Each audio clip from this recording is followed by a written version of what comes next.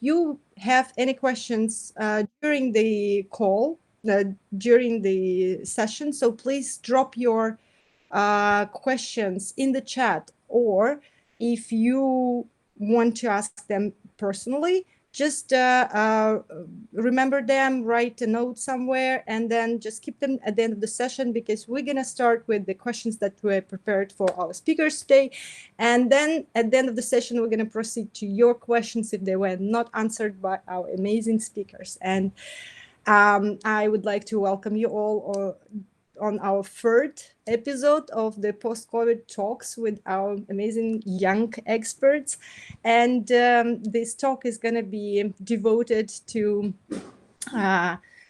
business and economy and finances and all of those interesting part of our life. And we want to see how the COVID-19 influenced these areas of our life and what has changed and what we could expect from the changes coming in the nearest future. So I would like to welcome you all and welcome our amazing speakers. And I would like to give them a word to introduce themselves. So we'll start with Oksana. Oksana, please take a mic. Hello, everybody. It's so nice to be here and to be connected, even though the countries are still under lockdown and we can't travel and get together. My name is Oxana Kostiv. I'm a sustainability manager. It's already about 8 years that I'm proud to help companies to find their own path to sustainability. For last 6 years, I was working for alcohol industry, which I left like a year ago, and now I'm representing fashions, but still have a lot of connection with FMCG. So I'll try and do my best to represent FMCG sector, fashion sector, and e-commerce, which La Mode in Russia is. I'm based in Moscow, so this post-Soviet context is is very close to me. I know it has, from business point of view, from business perspective, some differences comparing to European style of business, US style of business. If you're interested, we can talk a little bit about this. So, and yes, I think last couple of months were really challenging for all of us, for all kind of businesses, but it's even interesting how we can survive and how we can find our new role on the market. Hope, in fact, I have no doubt that today it will be a nice discussion. Thank you so much. Thank you. And I'll give a word to Carlotta, our amazing speaker from the UK, to introduce yourself. Thank you. Oksana, I love the combination of alcohol and fashion. It sounds great. But thanks so much for having me and for creating this event today. It's great to know that actually even during COVID, we're able to have sort of a networking and a speaking event from people from different areas. Even though we can't meet physically, we're here in the cloud. So that's great. My name is Carlotta. I'm Italian German. I grew up in Brussels in Belgium, so I feel very European, I guess. Although now, as Saya said, I've been based in the UK for the past 4 years. My background is in finance and business. So at the moment, I work in banking, and we basically provide debt to companies in the digital infrastructure space. So that's like fiber optic and data centers and renewable energy, so solar or onshore wind, for example. So I'm very passionate about sustainable finance, and especially on the individual side. So how can we as individuals make our money matter and make a return at the same time? So hopefully these elements will also, complement Oksana's views. And I think we will be able to provide a quite nice holistic picture on this. And I'm also a very proud One Young World ambassador. So One Young World is a global forum for young leaders that identifies, promotes, and connects the world's most impactful young talent. And I'm very grateful to also be part of this network. And I work a lot with them in the UK to, keep on showcasing social impact. I think that's Hello, all about me at everyone. this stage. Nice to see. Hey, Maya. Hey, nice Hello. to meet you.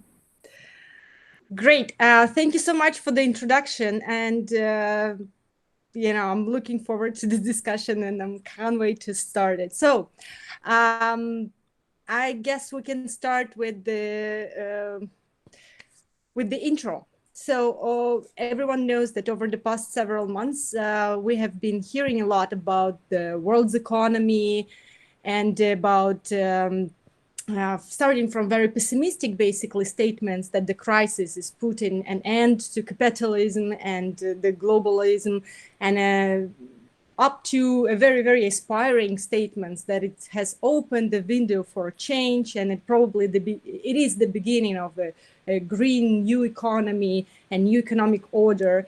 And one thing is clear for sure, that the world after COVID-19 is unlikely to return to the world that it was.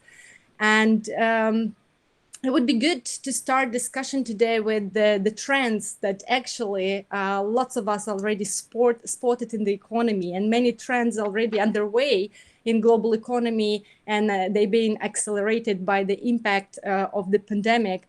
So my first question to both of the speakers, what trends do you believe are shaping the economy at the moment, and most likely will stay with us after all of the restrictions are lifted and the pandemic is gone?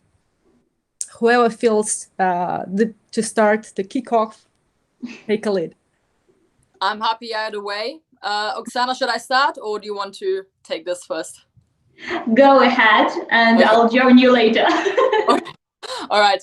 Well, I feel like, just to address this question, I think that kind of planet Earth, or the world, gave us a sign at the beginning of this pandemic to kind of say, okay, people, you kind of messed up in the past years or decades, so let's give you this little test and see how you deal with it afterwards. And I mean, there's been already more than 5% of reduction in GDP globally, since this pandemic. And so the impact has been huge. And the question is, okay, so what do we do at this stage? Do we just pretend like nothing happened and, did what we used to do? Or do we try and use this as a tool to build back better, let's say, and, get it right this time? And it's a huge opportunity. But the question, I guess, is how do we do it? And to answer them the questions, what trends we see? Because I mean, what I can say for the clients that I work for, the people that I interact with, and the environment that I find myself with, obviously digitalization is huge. All of us are going to be staying at home. More of us, if they can, work from home. Obviously, it strongly depends on people's circumstances, but the infrastructure needed for that, whether you're in an emerging country, a developing country, or all sorts of different economies, will be required for that. And the sources of that energy, how you get the energy, will also be required. So this is a huge trend that I see. And the question is, are we going to do it right, or are we just going to do it like as we did it before? And I think that long term, there will be scars of this erosion of human capital that we have encountered now. So, in terms of education, people can't meet face to face anymore. Of course, it's great that we have digital platforms, but it's not quite the same. People losing jobs, this is a trend that I think in the long term, we have to just be very careful on how we address it and how we reintegrate it into our economies. And from the financial perspective, what I can add is that also in the medium term, but we already see it now, servicing debt, so being able to repay debt that companies take, which is a huge aspect of the global economy. So, whether it's a social enterprise or whether it's a company like Google, I mean, it doesn't matter. It's a huge aspect. And that has a huge trigger down effect on the performance of our economy globally, of how individuals, everything. In terms of how companies perform, that's a trend that is very delicate, but that will have to be taken into account. So overall, I just hope that we can all be more resilient and do it properly, instead of just doing it quickly without digging a bit deeper. That's my answer to that question. So let me support you, Carlotta, because it was was really, really beautiful and brilliant. And I think company's performance, it's something that we really should discuss. Because from my perspective, the key learning of this year that working is not something you should take for granted. Now, working and being part of the business, it's a privilege. You could be working in amazing industry, in fantastic restaurants, in any kind of businesses, projects, and so on. And you can realize that, like, in a couple of weeks, it can be completely banned, destroyed, useless. Um, and you need to face it, you need to deal with it. Of course, kind of digitalization and of course a flexibility of business. I think that these were two key words in this year, because we all should move to digital. All should move to email, e-commerce, and online platform. And of course, we should be flexible and to face these new challenges. But at the same time, I would say that working is a privilege, and we shouldn't take it for granted as it is worse. And realizing that so many people really faced this new reality when they can't work even if they want, or they should completely change their work behavior, their specialization, the way of living. This is also our new reality. But if we're taking it from business perspective, especially when we read these marketing articles or some kind of surveys, I think from my perspective as sustainability manager, I think there are 4 trends that are really interested and they really very much presented on the market. The first one is the need of new things, especially where we were a little bit blocked in our home, and we missed this. Traveling, going out, meeting new people. That's why we started to try new things. Doing sports at home, watching movies at home, trying new food at home, cooking at home, working from home, how it is, and doing many new things at home, or trying new ways of living and wanting these new experiences more and more and more and more. The second trend, which I think is huge, it's everything about fear. Fear to get COVID, fear to travel, fear to meet people that you don't know and you're not sure how they pass their stay at home time. Are you okay that I'm not wearing mask and gloves? How many times per day are you using sanitizer?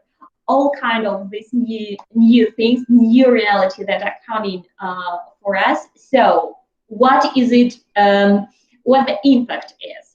So all kind of big events, they're moving to digital. They're canceled or switched to smaller one. And this is, I think, an interesting trend, and we should more think about it from business perspective, because you won't be able to work with this mass of people at the same time, if not only, like you mentioned, Carlotta, it's about digital. So offline, no. I think in a couple of years that won't work anymore. Of course, all kind of industry working for masks, sanitizers, gloves, and all these stuff that helps us to feel a little bit more safe and secure. They're on top, and this is good. But at the same time, I think there are some interesting trends which are absolutely not sustainable, but they are helping us to survive and feel a little bit more comfortable in this new reality. I'm talking about packaging. And if just a couple of months ago, nobody cares, do you have packaging on your fruits when you go to the grocery? How many levels of packaging you have on the products? How you try your clothes? You go to the shop and you just try them. Now you're scared a little bit. How many people tried it before me, even if the shop is open? Is it okay or it's not okay? Is it okay to take an apple from a shop and just to buy it, or I'll better maybe take it in the packaging? And this is two ways road, which is coming to renaissance of single-use plastic, which is scares me a little bit, of course, because I'm a sustainability manager. From one side, I completely understand that it can be of help, and if this will help you not to get sick, please go for it. But at the same time, I see that some producers, some shops, some retailers, and some people are exaggerating a little bit with this. Just to be clear, I'd like to say something that I am translating from all my social medias and to all my co-workers and partners. That guys, of course, packaging is important. And it's important to make everything we can to make people safe and keep them safe. But that doesn't mean that we should use 10 times and 10 different types of packaging when we are producing something or when we are buying something. And the latest trends I'd like to mention is, first of all, it's about medias. That now we're more and more focused on the medias. If, like, also a couple of months you can live without taking into account what is going on in the world, what is going on in your city. You're living in your beautiful world when you have your project, your business, your interests, your friends, and so on. Now, a lot of people were waking up, taking their phones just to know how the status is, how the things are going on, not only in your region, but also in the entire world, because it's becoming more and more important. And at the same time, I think local issues, local news, local context, and local influencers became crucial, because you want to know what exactly happening, not only in your city, but maybe in your area where you're living. Is there something that can influence your ways of living? Is it comfortable? Are there any medical services that you can use? So I think this local agenda and focusing on local thing is also a trend that we should capture. And if we are talking about business trends and so on, also take it into account, because it's local influencers that can push your business if you're interested to push it. And once again, if you are still on board and you're still working. I think that's the trend that we should take into consideration. But of course, in terms of different countries, different areas, different businesses, we can add more and more and more. But I think this is something that we can pay a little bit more attention. Thank you. Thank you. So apart from the digitalization that you both mentioned, other structural changes may also accelerate, including what you just mentioned in your last statement, Oksana, regionalization or localization. And many claims that this is what happening with supply chain at the moment. So my second question is, what changes will there be to global supply chain, and how we as a consumers will experience that change, if we will experience it?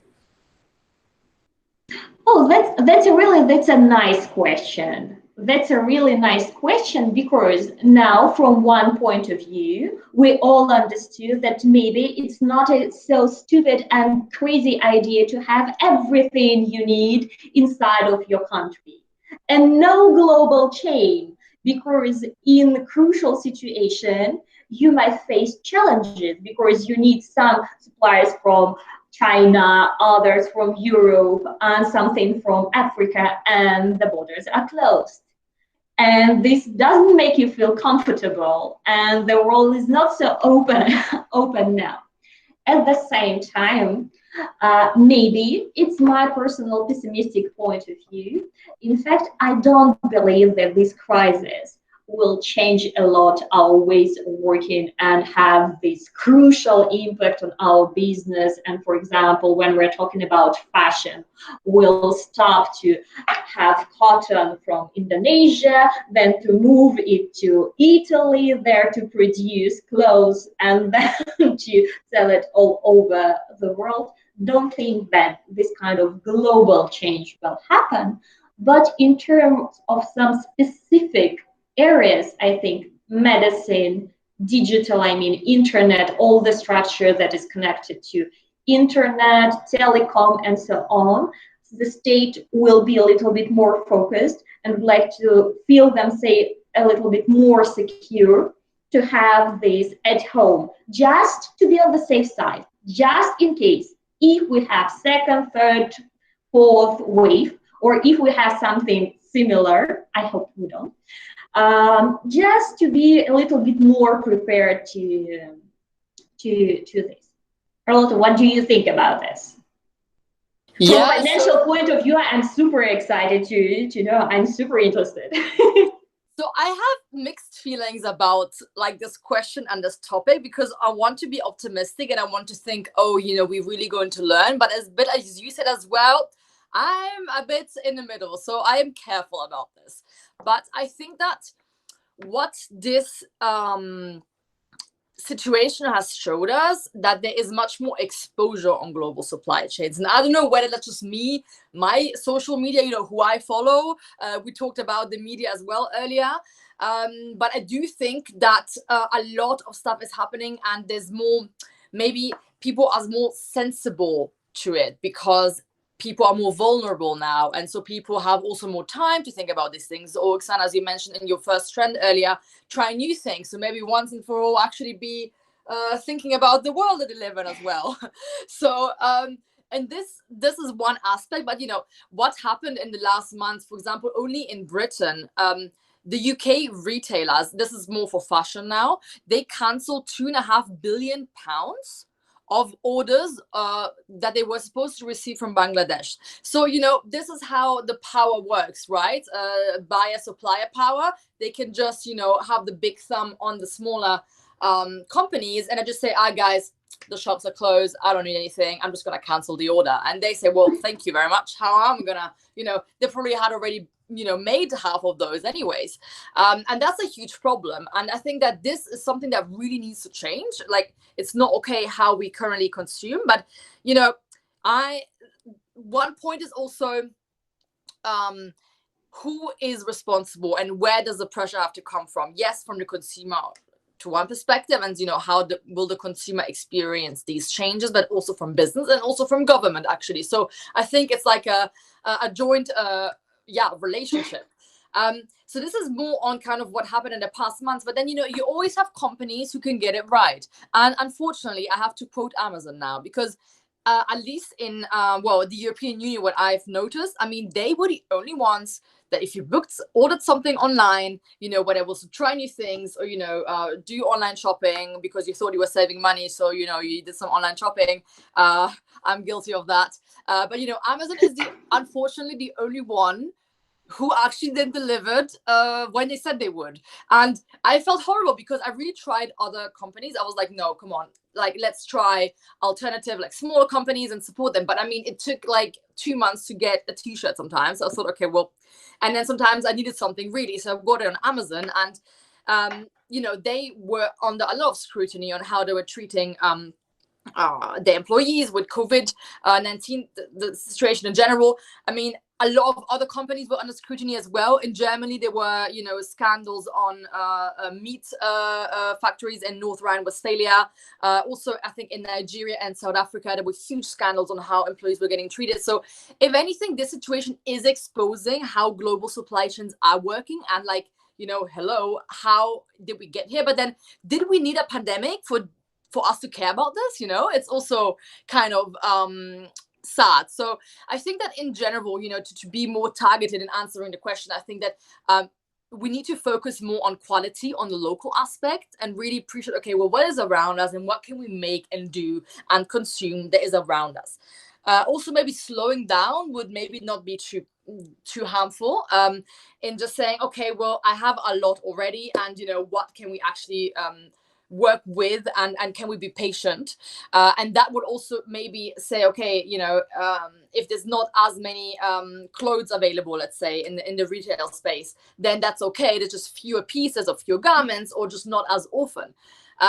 What I found quite sad was, as soon as shops reopened, I remember I saw some shocking photos of Paris, but it was the same here in London, where I'm based. As soon as the shops opened, everyone was saying, oh, everyone is slow, supporting local businesses and doing all these things. At 7 a.m. Oxford Street on Monday morning, I can tell you the whole of Oxford Street was a queue for Primark and Zara and H&M.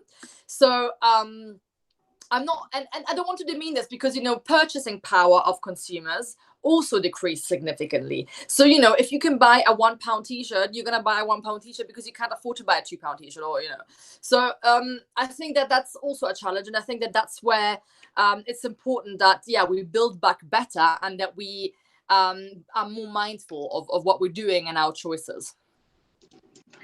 I think you've mentioned an absolutely fantastic trend that we didn't catch. It's a new consumer behavior. Just imagine how it was 10 years ago. No online delivery, at least in Russia, in our space. So of course there were some online shops, but it's not a question that you have same-day delivery, you're paying online, you have your groceries at home in 5 minutes. Now it's absolutely available.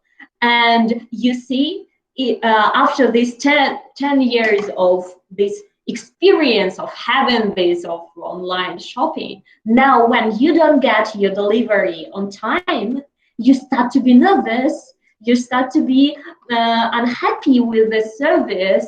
Oh no, I don't want it. Just remember how it was 10 years ago, 20 years ago. So it's interesting. At the same time, something I'd like to add, that from supply chain to view, I think all businesses are seeing interesting movement, interesting switch. From one side, you'll have consolidation and expansion of services, of products. For example, in terms of retail, it's not only now about fashion and lifestyle services, for example, if we're talking about online retailers. But we also try, and not only La Moda, but online retailers all around the world, to serve something more. Food, if it's possible. Sanitizers, masks, if it's possible. So more and more and more books, everything that we can also add to our warehouse, which is okay from operational point of view, to provide you with the maximum items, SKUs for your purchase, and to make our delivery system as efficient as we can.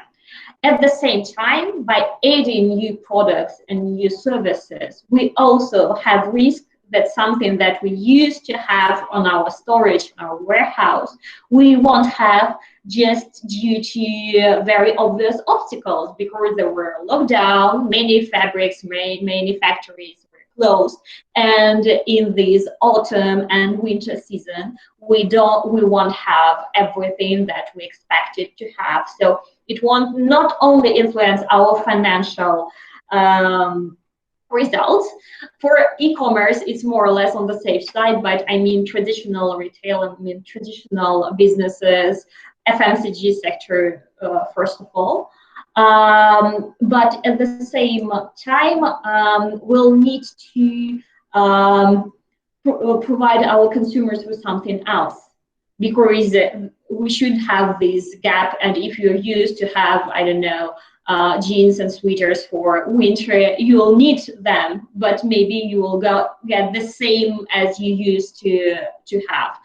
How we'll deal with it? How open will people be that they'll maybe need to switch their loved brands and to find something new? This is a question. And the assortment that we'll have in autumn and winter is also for example, for me under the question. Yes, I agree. I have the same question actually. Well, thank you, ladies. That was deep. So, but we're gonna go deeper, and we're gonna go deeper with the next question. So, with the amplification of all these trends, the realities of the current crisis have triggered sort of reconsideration of several beliefs, with possible effects on the long-term choices of the economy and society. And these effects, they range from attitudes about efficiency versus resilience, densification of economy activities and living, problems that affect us all, like pandemics and the climate change, up to the role of the government. So my next question is, has the pandemic changed the role of the state? And if it did, in which way? So, Carlotta, would you like to take the lead? So, sorry? Oh, yeah. Yeah, go on. Yeah. So I think this is an interesting question, because I also think, what do you define as the role of the state even? And I think that every country has a different definition of that, or citizens of each country think about it in a different way. But I think that an emerging consensus, I think, that emerged or developed in the last month is that more and more people expect protection from the state, especially in situations of crisis, whether it's economic or health-wise. A lot of people were made redundant or furloughed, so there's a scheme where you get part of your salary paid, but also health-wise, you really rely on the state. I mean, your life depends on it, quite literally.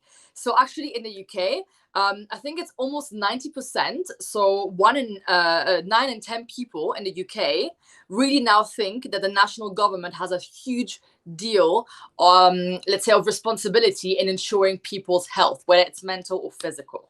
And that that increased enormously from 2018. I think it was only like 60%.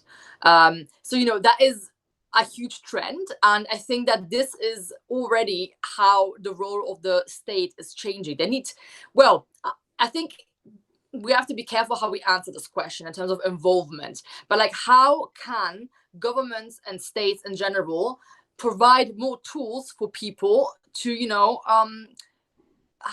survive these kind of situations and pandemics, and how can they collaborate as states? Because also, there is a huge disproportion on how individuals are affected by this. Yes, of course, a lot of people say, well, COVID-19 affects everyone. It doesn't discriminate on anything. You get it. Yes, you do. However, the way that you can deal with it, or the way that you can avoid it, strongly changes depending on your background, your circumstance, whether you can afford to move somewhere else, whether you can do all sorts of different things, whether you have access to private health, whether you rely on the public health service. For example, in the UK, I mean, we've got the NHS, which thank you very much, NHS, have been working tirelessly for the past months and actually years on other things.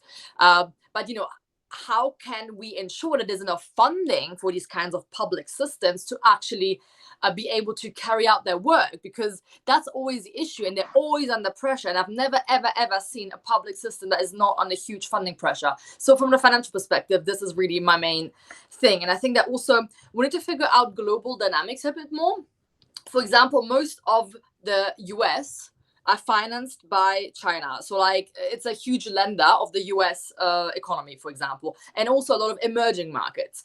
And this, for example, if we think about it, has a huge impact on foreign direct investment, on funds channeled towards the right thing. So this question of the role of the state and government, I think we have to look from a really global perspective, because it's all linked, it's all intertwined. And it's not just one country or one government doing one thing, because everyone's got their paws into, how do you call it, the brothel? I don't know what the expression is, but, everyone is sort of involved. So you want to know kind of, well, what does it matter also for me and as an individual and as a citizen and, as a stakeholder of my society? how I can be supported in a way that is meaningful. And I think this is also an interesting conversation to have at the beginning of the decade of action. You know, COVID really came at the beginning of 2020 just to say, guys, you know, the SDGs, you want to achieve them at 2030, let's see what you can do, you know. It's a nice challenge. But I think we can only achieve these, especially, you know, well, actually all of the SDGs, we can only achieve them if we have effective delivery of public health services and effective governance and leadership. That's what I have to say about the role of the state. Oksana, maybe you have some more insights and some more detailed information. So totally agree with you, and mostly I agree with you that it's a tricky question, because I think when we're talking about the government, it's now when we should agree that everything is dependent on people. And once again, it's two-way road, because we can have very efficient people in the government, but if the people in the country are not supporting the measure they're taking, this is kind of sabotage. This doesn't gonna work. At the same time, you can have some cases when government is not doing good and maybe not taking right actions or at the right time, but people are a little bit more caring about themselves and about the people that are close to them and taking extra actions to protect the community. I think, of course, this situation of COVID showed us that when we are going to elections and when we're choosing people which are representing us in the government, we should not think only in good case scenarios when they should push economic growth, when they should do something for people, but also to take into account how do you think how these people will react in this so not normal situation?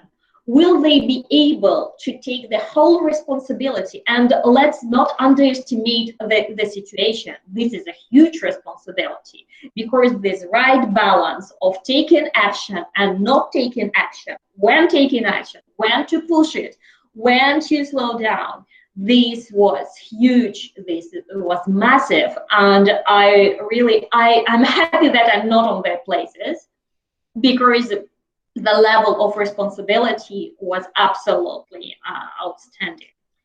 And I think what is also was under question is the question of balance, how deep the government, state bodies, state authorities will go inside of your personal life, because we have seen different scenarios all over the world with different results. And some of scenarios, of course, are under questions, but at the same time, some scenarios were absolutely fantastic. If we have somebody from Australia, guys, congratulations. You did absolutely amazing job, even though that you have a second wave, but it was so local and it was so well managed. I'm just saying bravo, all my congratulations, and I think you should be role model for all of us. I know that Australians had some doubt about the government and action plan that we have, but guys, it worked. It worked, and it perfectly worked. At the same time, I think even now it's too early to give any conclusions and to say about the results of the politics, because let's be honest, COVID is not ended, and the figures that we are seeing, it's far from the end. And as we don't have vaccination, as we don't have real tools to fight it, so now we're living with it, we're dealing with it, we do our best to minimize the risks. But to say who did right thing, who did wrong, I think it's really too early.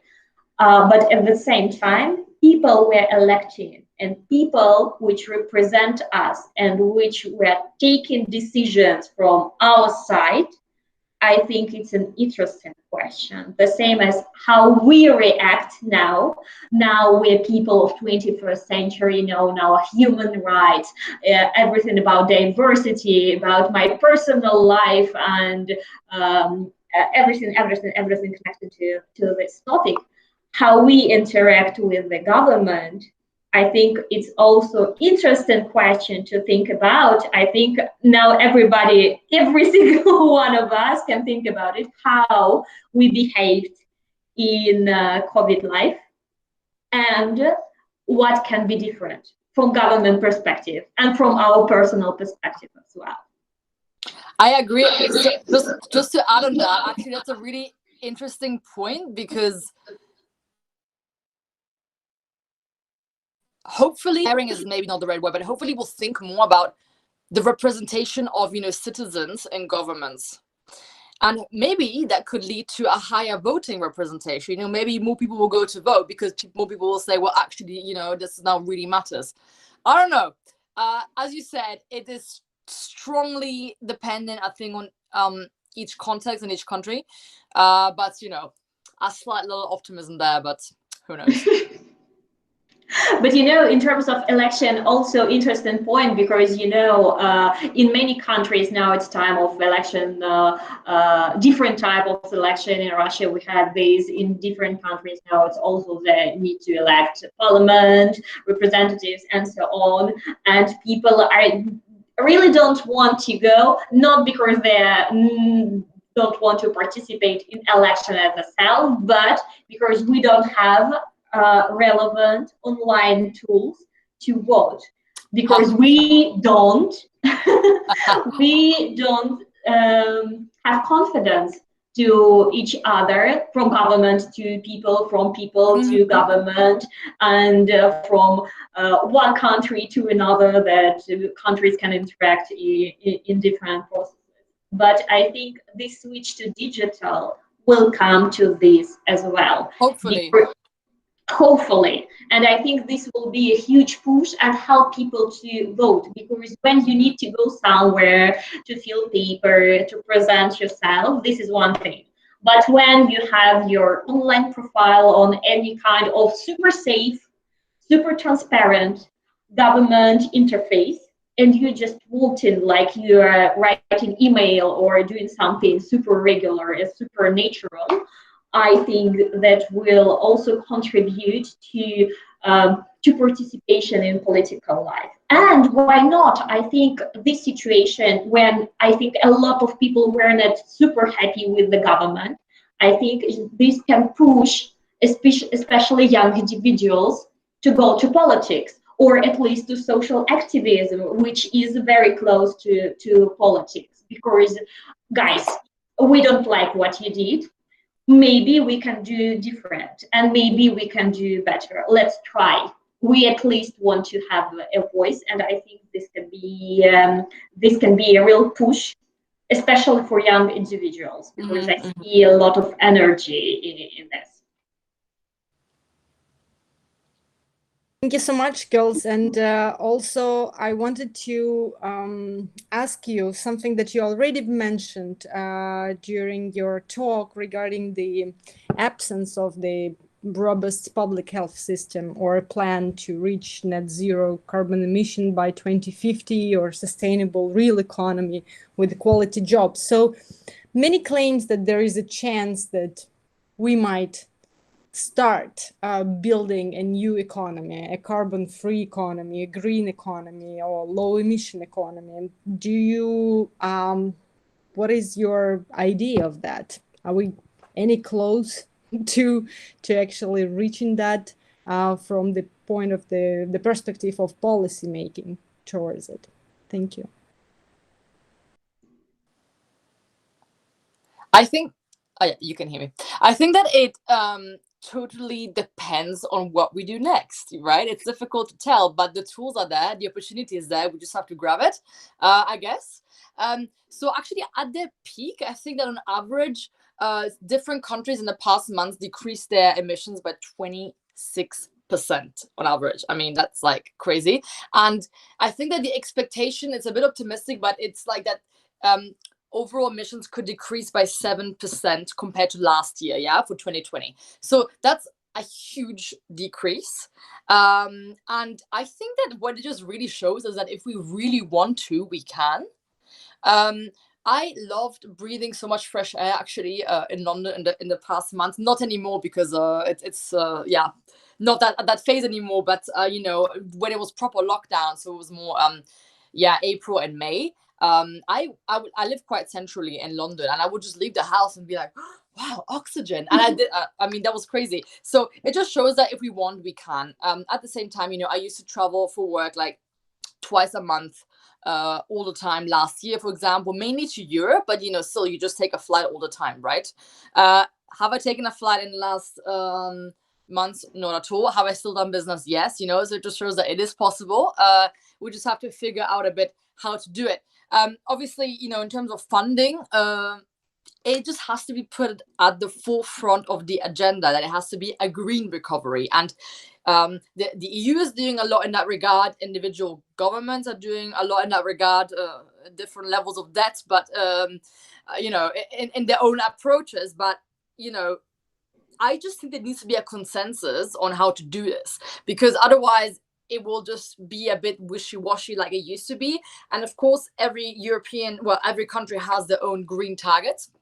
And yes, there is an opportunity to move to a green economy, but the question is how we do it. Because do we do it just for our own country and we just want to meet the targets? Do we just see it as a box ticking exercise, or do we do it properly and dig a little bit deeper? An example on this is solar energy. So you have solar modules that you can just put anywhere, whether it's your own home or a big scale or on the roof of a company or whatever. And these are often produced in China, just because, they have a bigger scale there and bigger facilities. You always have a little bit of emissions when you produce these. It's just because of the silicon that you have in, you always have a certain level of emission. And typically it takes more or less 6 months for a European built module for this to be compensated. Yeah. So like you have these emissions, but after 6 months of using it, it's, breaking even. And then the positive impact, let's say, is there again. However, in China, they use a different energy mix. Bear with me. It's a bit of a long example, but we'll get there. They use a different kind of energy mix.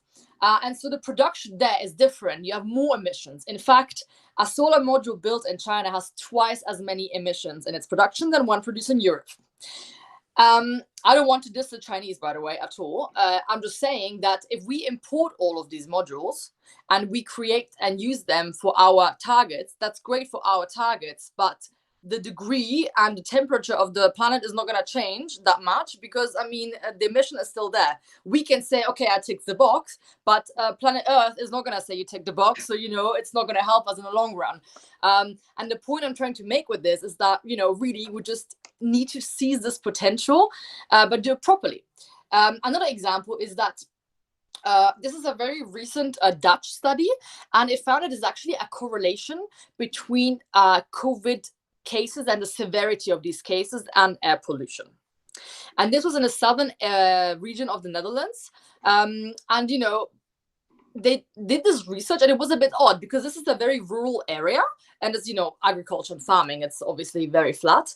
And they were thinking, oh, that's strange, because there's a lot of social distancing. There's not many people living there. Why are there so many cases, and why are they so severe? Then they thought maybe it was because of Carnival, because there were so many celebrations in February, people going back from skiing, Carnival celebrations, all that. But then actually they also figured out it's because of what they use as sort of fertilizers and chemicals that they use for agriculture that are in the air, and there's a concentration of this kind of pollution in that area, and that is actually a big factor for these cases. So once again, the evidence is there that we need to have a carbon-free economy. There is no really a choice, right? It's not really like a nice to have. It's a must-have if we want to survive and if we want to have the kind of nicer situation that we're used to. So I guess it's more of a choice of what we're going to do with the information that I have and how we can implement it to kind of have a better future. Yeah. I don't know if this was positive or negative. I don't know how I feel about this. I just hope that we'll seize this opportunity. Thank you. Oksana, would you like to add something? Yes, from my personal perspective, I adore this recent story that dolphins are coming back to Venice. Foxes and rabbits are coming back to Scotland. You can see once again the beautiful mountains from big city, which were previously polluted by factories and so on, so on, so on. This sounds really great, super inspired. And yes, we understand, we can live without flying for a weekend from one country to another, and we can survive, and this is okay. And yes, the factories can be closed for sometimes, and in the most of the cases it's more or less okay. And yes, of course, it has some personal impact and some impact on economics, but still, we can measure this, and maybe we can use some more green tools to make our life more sustainable and continue to enjoy this fresh air. Sorry, I'm not that optimistic at all, because from professional perspective, there are a lot of things that are not making me optimistic. First of all, of course, we are talking about cleaning of air and making planet a little bit more clean and less polluted. But at the same time, we are polluting it in the way we just we can't imagine. Because once again, masks, gloves, sanitizer from all across the countries, like the whole world is covering with the packaging from the deliveries, packaging from the groceries. A lot of packaging, a lot of single-use plastic, a lot of single-use materials, and even more. In many countries, this is organized in different way, but in many countries, if you have this medical waste, I mean mask, gloves, and so on, you can't recycle it. There is a special protocol how you should destroy it to avoid the growth of COVID, the spread of the virus. And we should think this into consideration. So when people are telling me, oh, the earth is so clean now, it's so beautiful, blah, blah, blah, I agree. I completely agree with this. But at the same on the same side, we have another face of this medal, and we still don't know how to deal with this, especially in Asia, especially in the regions closer to the oceans, because it's not only about polluting surface. I mean, it's also about microplastic. It's also about oceans, and this can really impact the whole thing, the whole ecosystem. The second thing that I'm a little bit worried, but I'd like to ask you, Carlotta, from financial point of view, and how financial analysts can estimate the results of what is happening. As we all know, countries and companies have their targets on CO2. And for many cases, as far as I understand,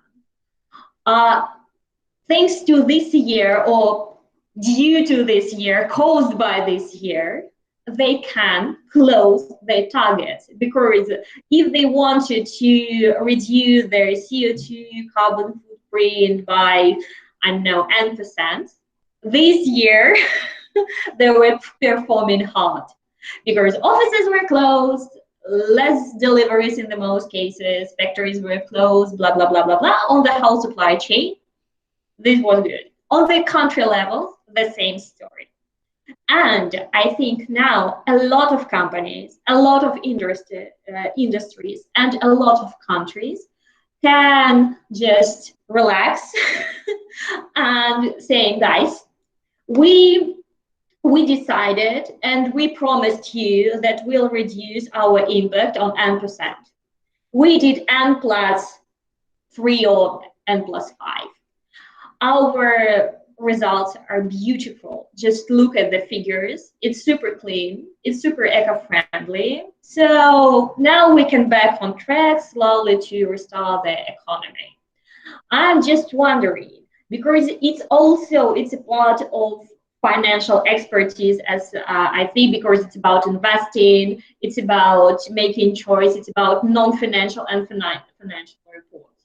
How do you think these results, how they should be treated from business perspective, not from social perspective, because here I think we're all on the same page, but from financial perspective? And how should we take into account this year in accordance with this connection with global goals and financial consulting? So I agree with you in the sense that, now is not the time to sit back and relax at all. If someone is doing that, then I think they misunderstood what's happening in the world. Our challenge, so I think there's a few elements here to take into account. How a company or government is funded and what targets they are doing. But for example, I can speak for a lot of companies that I know and have worked with and currently work with. In terms of wanting to have certain targets and reducing emissions, it's not necessarily by proactively actually reducing them, it's by offsetting. Mm-hmm. So you say, okay, I'll just offset this by investing in this random project and, wherever.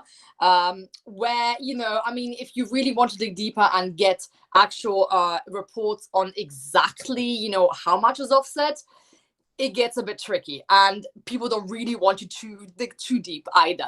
That's kind of the unfortunately, very unfortunately, the kind of thing that I have observed work, across different corporates that I have spoken to in this regard. In terms of financing, I think that a key element that we need to take into the equation is risk assessment. And I always like to include the social aspect next to the climate aspect, because for me, it's as important, but I'm not going to go into this debate. But let's say climate risk is a financial risk. Mm-hmm. And there is no way around it. And it's not just, trying, as you were saying, being, on the social side of saying, oh, I want to save the world. It's like, no, actually, you're going to lose money if you don't address this point. So whether it's me as a banker giving money to a company, I'm going to lose money. Whether it's a private equity house sponsoring another company, it's not going to get its investment bank, or whether, it's any other stakeholder in the society, it's going to be a risk like any other. So I have already witnessed companies going bankrupt because of climate change. For example, in terms of biogas, if there's too hot summers, there's not as many crops because they're too dry, so you can't use them. So you have fewer, output, and then you sell less, you make less money, and that's it. So that's a huge aspect. But I think that's what's really, really, really crucial, is to incorporate climate risk into the process of debt funding, equity funding, whatever you call it, or whatever part it is, as if it was any other risk that we've been looking at for the past years. And you really have to decompose it, and you really have to elaborate specific KPIs onto exactly what is going to improve, but proactively, because right now it's more passive. It's now saying, I'm just going to offset it, or, and I think that the proactive element is very important, and saying, okay, well, actually, what is my role, and what, as a company, what value am I creating in society, and how can I measure that, numerically? How can I quantitatively look at it and say, well, this is how I contribute towards, the reduction of temperature, or lowering sea levels, or all these kind of things. That's what I would say, high level. Thank you for this. I very much hope that all investors and all governments will see from the same point, but I am afraid they won't.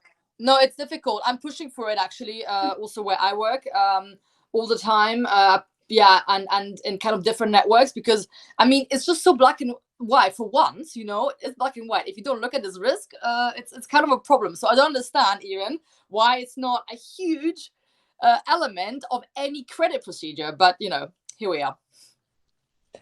Jill, thank you so much.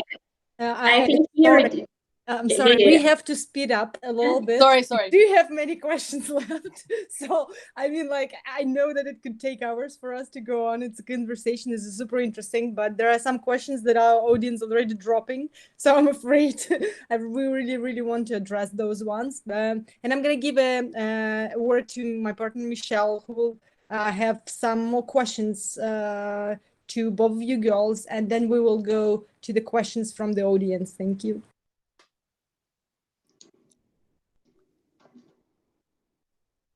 Michelle, we can hear you. Nope. No, still no. Nope.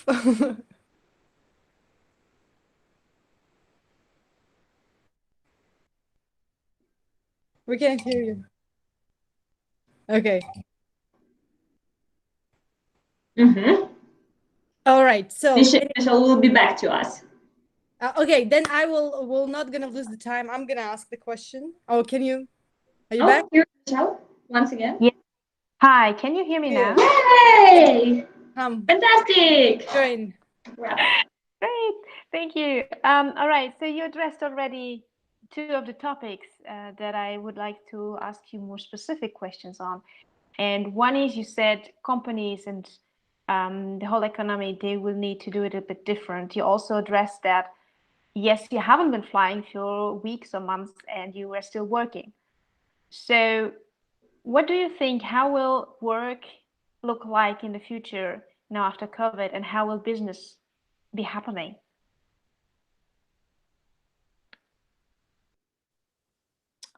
So I think there's two perspectives: the internal in your organization or your ecosystem that you work in internally, and externally how you interact with your clients, your funders, your stakeholders.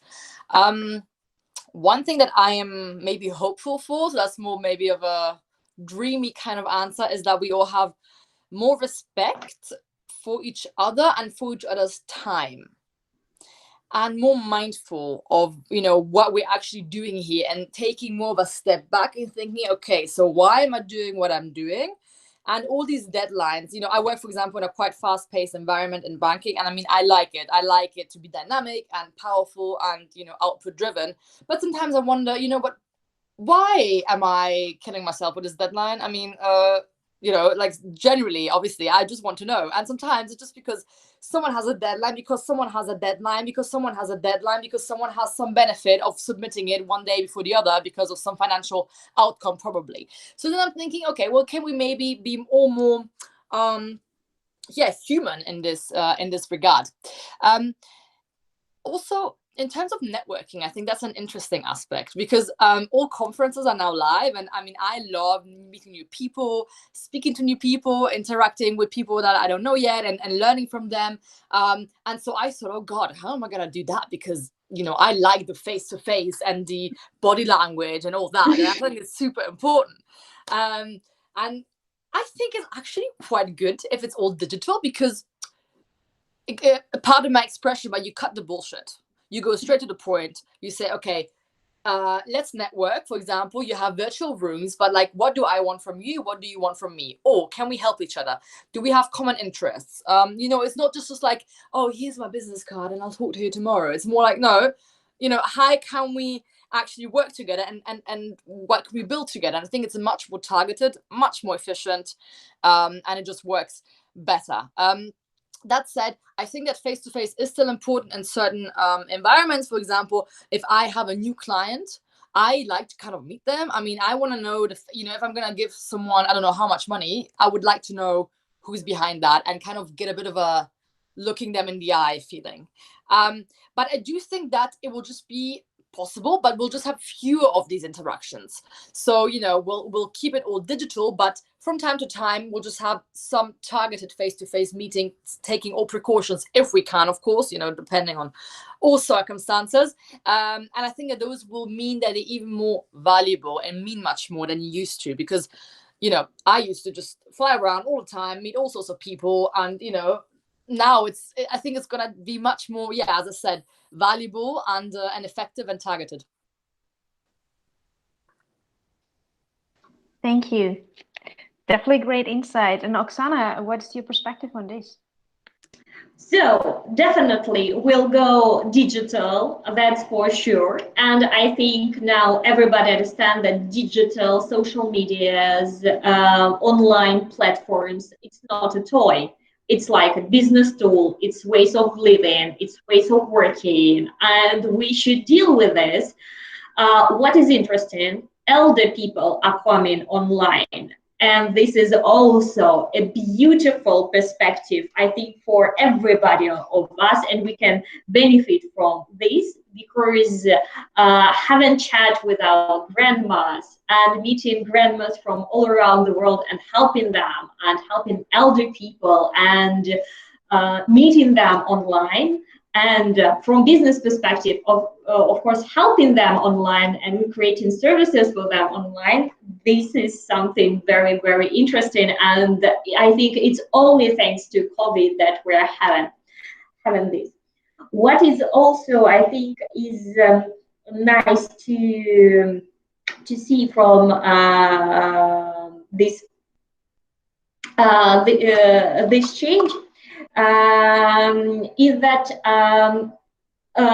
all kind of alliance, joint project, different businesses are gathering together to make something new. For example, taxi services together with the restaurants to deliver food, or for example, restaurants together with e-learnings to teach people how to cook restaurants things, and selling expertise of your cooks. You are surviving because your restaurant is closed, but you want to get some money and you want to continue your conversation with your consumers. So all kind of this partnership, I think, will be on place, and especially partnership which were not expected, something new, something maybe that could sound like crazy. And one more thing, as sustainability manager, I think I should tell about this.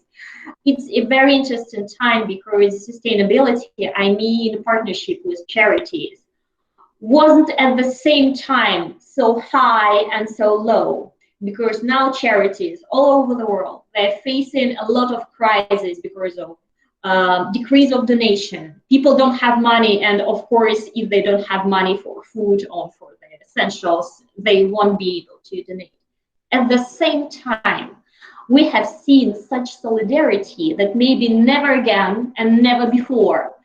People gathering together to buy masks, to help doctors, to help elder people, to help people in need, just voluntarily, just leaving their house just to be part of something bigger.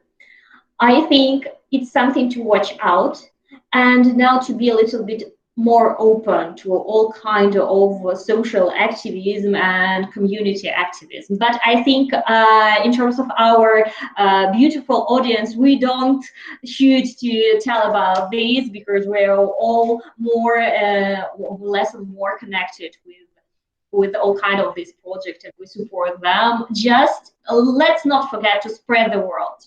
And to tell about this in our groups, among our friends, among our families, that yes, community, charity, they're struggling sometimes, and if we can be of help, we should. Thank you.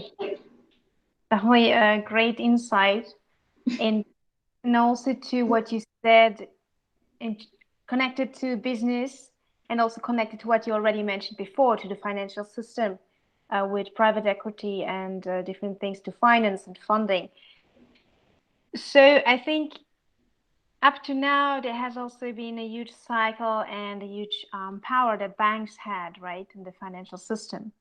So they also say that probably this is the end of the, let's say, financial bank area, and something new will come up because it's not working anymore like this. There's the countries that actually are falling into debt in order to pay all the expenses, and especially also development countries. So is it possible to pay questionable debt in the context of this pandemic? And also, I'm asking myself, how many countries will default if the financial system does not make concessions? So will we come out maybe with a complete new financial system? Yeah, nice set of questions. I think it's especially relevant because 2 weeks ago, or kind of end of last week, you had all these EU negotiations for the recovery fund and the terms of allocation for different countries, and that took a long time. And I think it was the longest summit ever of all EU leaders, I think. So yeah, where to start? I'm going to try and be very brief because I know we're pushed for time, but I think that the way finance has worked so far is that you have positive and impact finance.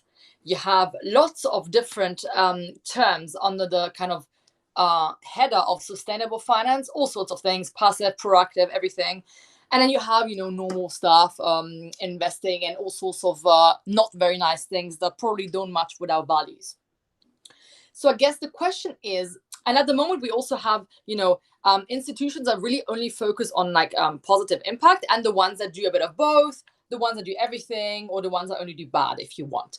So I don't think that now we will be able to still have those surviving. So institutions that don't invest in, positive outcomes will struggle more and more. And that is because the companies that they invest in are not performing as well if they don't include those factors. In this case, I'm more talking about ESG. So this is kind of environmental, social, and governance factors. I'm trying to stay very brief, but these are kind of criteria that I use to measure a company's kind of performance based on these criteria. Super subjective. So, what I think is a great environmental criteria might not be one for you. Same on the social side. However, ESG investments have been outperforming their like non-sustainable counterparts, especially during the months of the pandemic. So, sorry. I have low battery apparently. So, what this shows is that these companies will also be the ones that survive pandemics. If you have a good social criteria, if you take care of your employees during a pandemic, but if you take care of your whole supply chain, if you don't just diss garment workers in Bangladesh, if you actually take care of your whole ecosystem, your ESG score or sustainability score as a company will be better. Hence, your access to financing will be better. And hence, sustainable finance will be able to grow more. And, people who invest in these companies will make better returns. A lot of people, I think 80% of people who have a savings account in the UK don't think that their savings are aligned with their values. And actually they are right, unfortunately.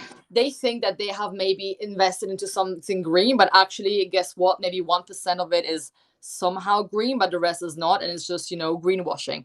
And that's, a huge issue, because if done right, if you green your financial assets and if you want a carbon footprint to be improved, it's 27 times more effective to green your financial assets rather than, decreasing meat consumption, saving water, all these kinds of things. And I'm not saying those are not important, but I'm trying to say the impact on the financial system is huge if we all make an effort.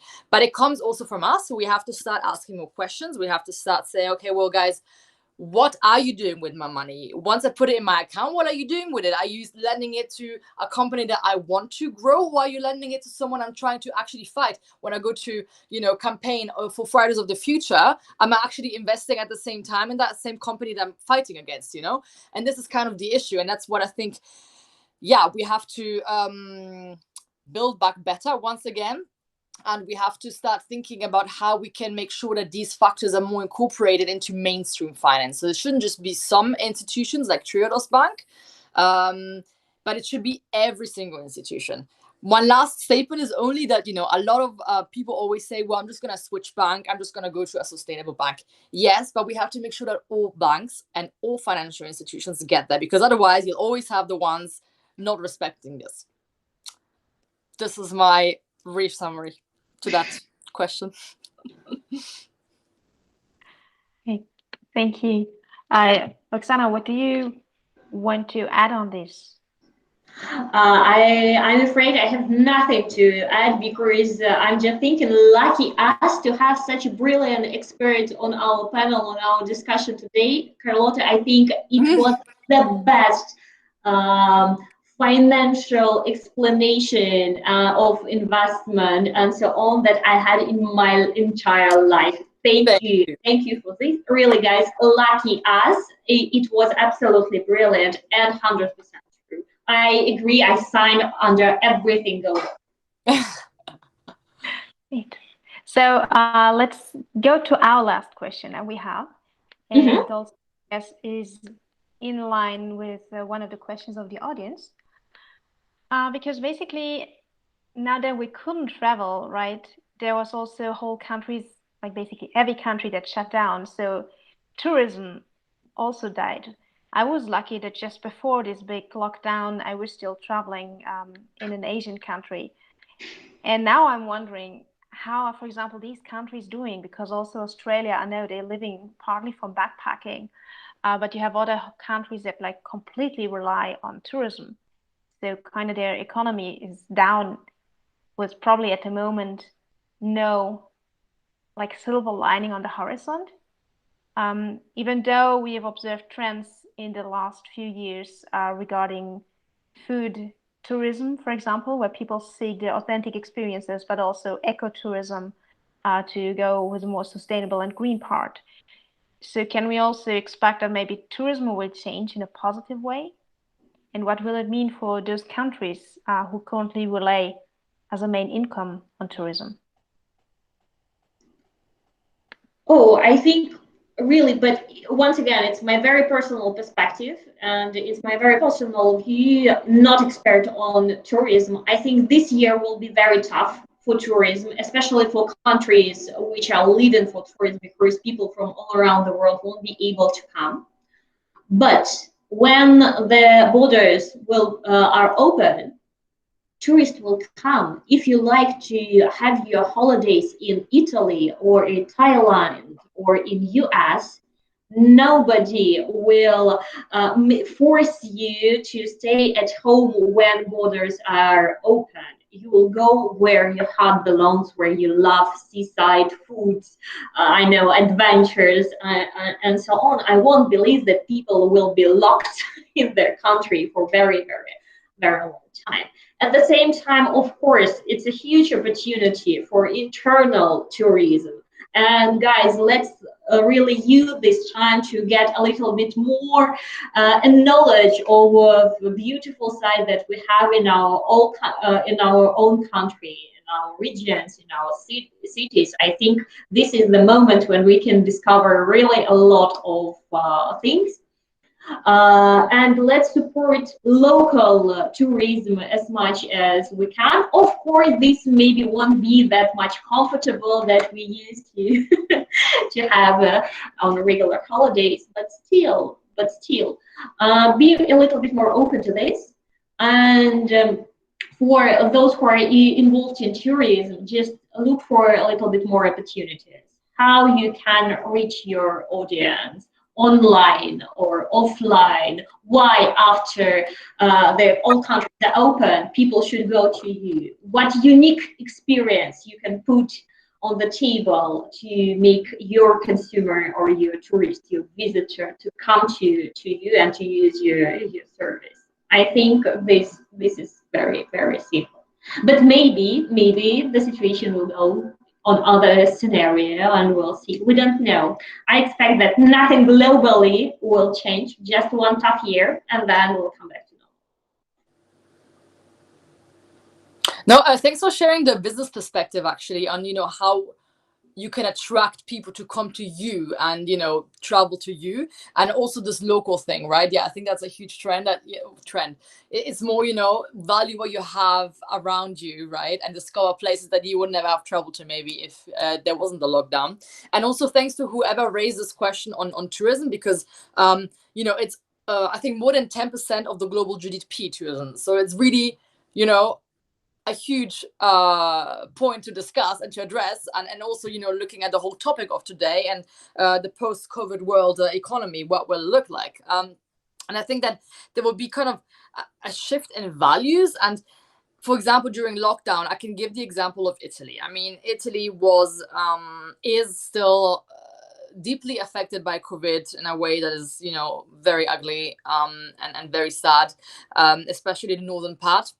And, the lockdown was tough. It was really, you can't even go out to, you really have to prove that you want to buy something essential. It's because here in the UK, it was more relaxed than that, for months and months and months. But then as soon as that lifted, people were out on the streets, people were traveling, tourism is starting again, the world is opening up, and that is, heartwarming to see, and it's just beautiful. What I have noticed is that this will be kind of like a quality element to, like, it's almost like Darwin's survival of the fittest. The companies or the tourism providers who are able to still create value given the circumstances, because it's not just the same. We don't have this mass tourism anymore. Happily for me, there aren't really cruise ships anymore. I'm not really a fan of those. So because especially in Italy, these little towns, they get quite badly affected by those. And I think that the local sourcing of good quality, organic and ethically sourced produce, whether it's services or products, whether it's wine or Parmesan or, whatever. You can tell I have a thing for Italy. I think that those will matter, because those will be valued more, because those are the ones that are able to survive. And you can't have these things anymore with just like inflated prices for very low quality service. I think that these are things that hopefully will shape the tourism industry in a better way, even though, it's very difficult to start up again. And yeah, there have been huge losses. I think this, hopefully this completes the answer to this question. Thank you so much, girls. Thank you for the insight. And I have a question from the audience that's been written from India. So I'm just going to read that. We're developing a global platform for the startups and various businesses, as well as expertise that will help them to scale up their businesses. So my question is, what are the most common problems of startups it says in America, European Union. I think we're going to focus more on European Union since we don't have anyone from the United States here. And maybe you can say anything with regards to the pandemic, whether the startups would experience any kind of shifts and what would be the most problematic areas for them.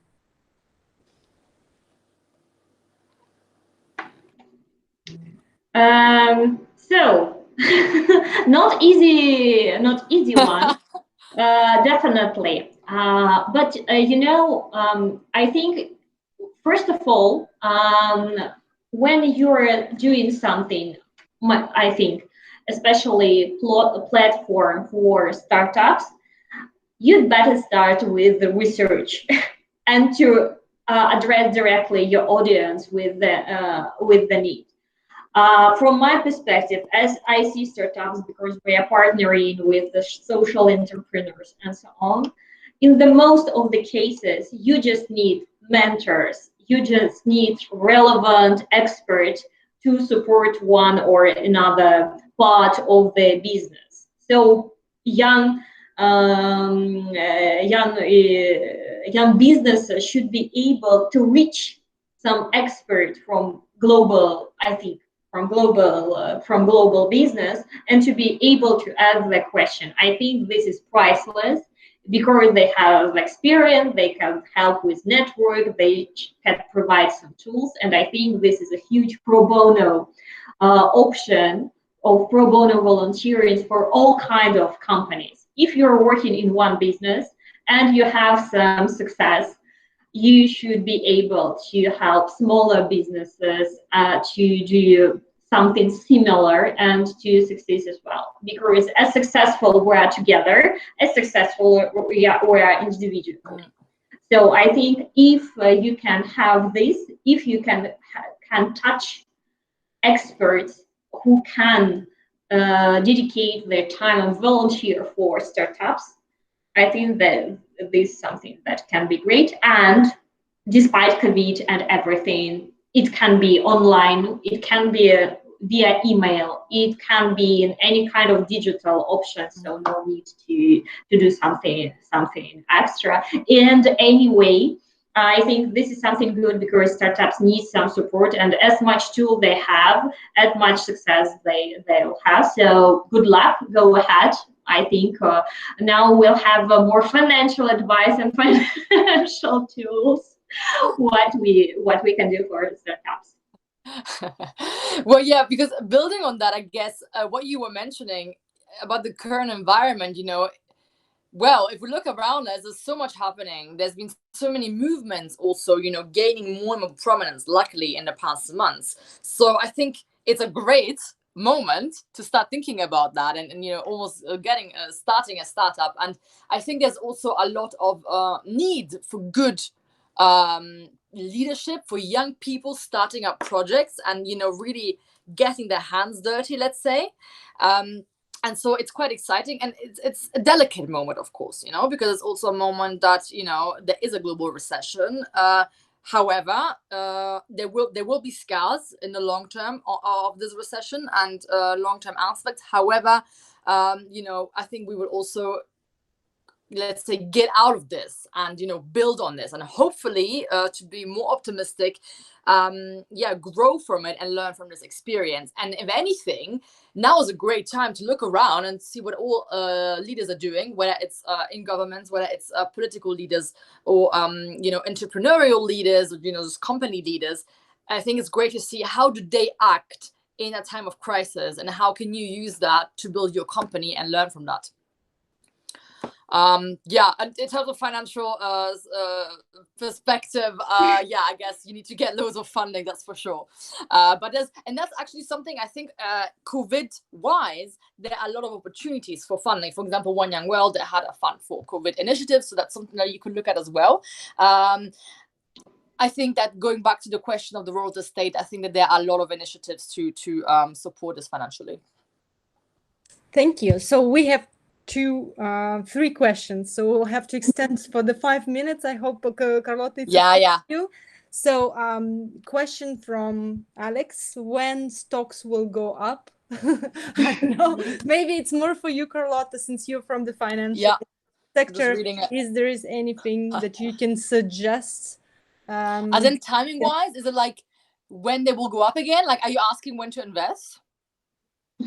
When is a good point to invest? I don't know if he's still with us, but I guess that is the question. So I'll see if I yes, okay, cool. Well, I wish I was a fortune teller. I wish I had a crystal ball. The thing is, different people have different perspectives on their investments, and what their horizon is, how long they want to. Saying when stocks will go up, well, they have already been going up a lot. I mean, my investments went down like this in March, and now they're up like this, actually. So they are up. The question is, are they going down again? And is it going to be a zigzag, or is it going to just go up? So that's, I guess, your own confidence and, your own perception. But also, it strongly depends on what kind of company stock, what the sector is, what the industry is. So, generally, this is what I would say. You can't really say all stocks are going up. Well, at the moment, they are going up. It's more the question, do you want to get involved right now? Or do you want to wait till stuff is a bit more chilled? Up to you. What stocks are you investing into? Should I answer this now, or should I don't want to jump to... We can just provide you the email, so maybe you can a consultation. So we have the question from Amaya from Kazakhstan. So the question, according to the working places, as the COVID-19 influenced this area critically, a lot of people lost their jobs, and the question is, what kind of professions will be more popular after pandemic? And she wants to know your opinions. So, ladies. Oh, Kazakhstan, one of my beloved country, and I was struggling with Kazakhstan had second wave of COVID, and yes, I know that was tough for Kazakh people. I think the most important thing that we should have in 21st century, and that we should be connected to one profession. The thing that we get the job and we had it for the entire life, this doesn't work anymore, I think. It's switching. Finance 20 years ago, finance now, it's two different professions.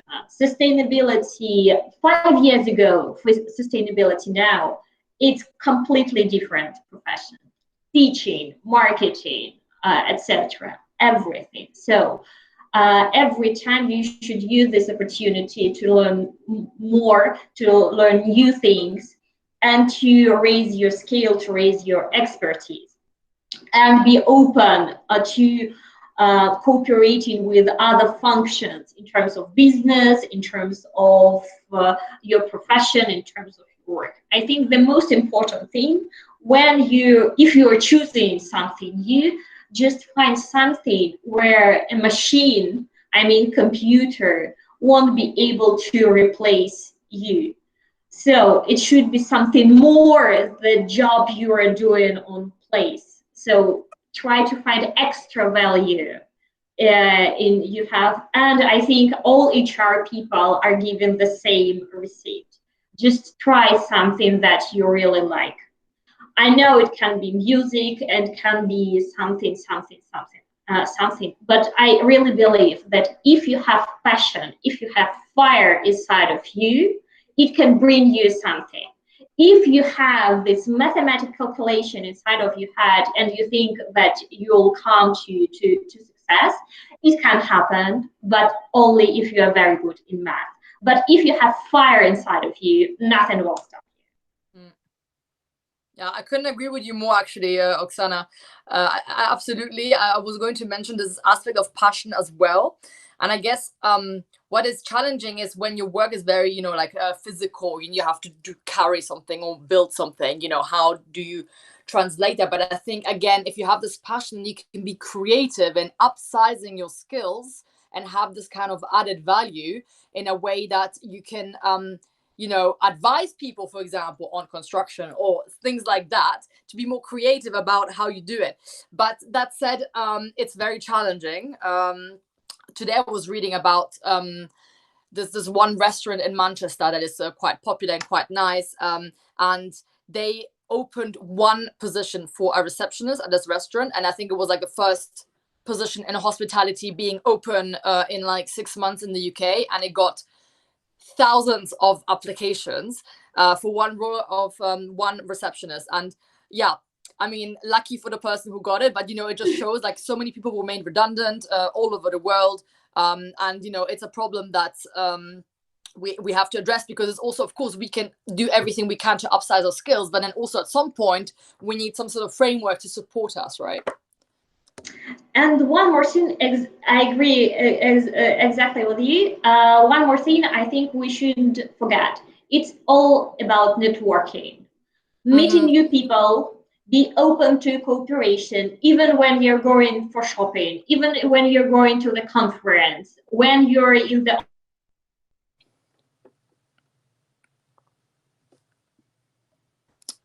discussion.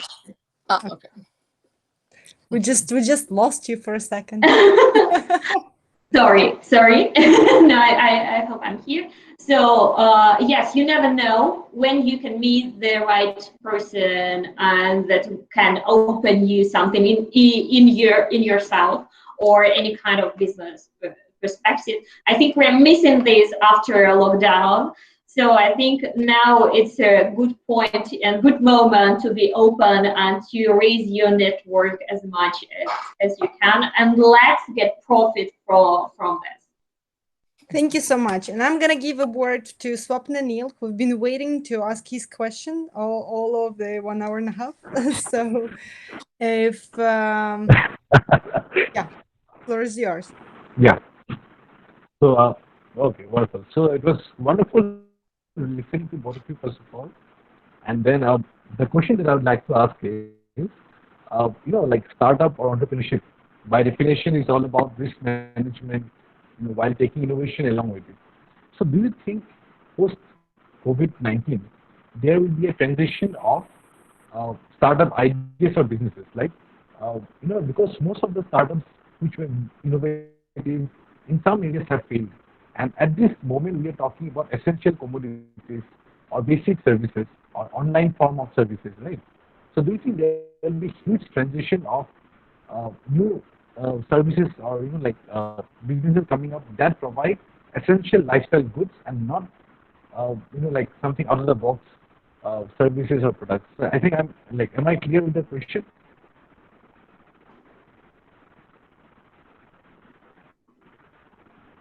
I couldn't hear you very well. Saya, do you have a better connection? Could you hear the question? Well, as far as I understood, the question was about are we expecting a shift in the social entrepreneurial focus areas and startups in the post-COVID world to different like focus area? They're gonna cover, as far as I understood, the something which was uncovered by the COVID situation. Is it correct?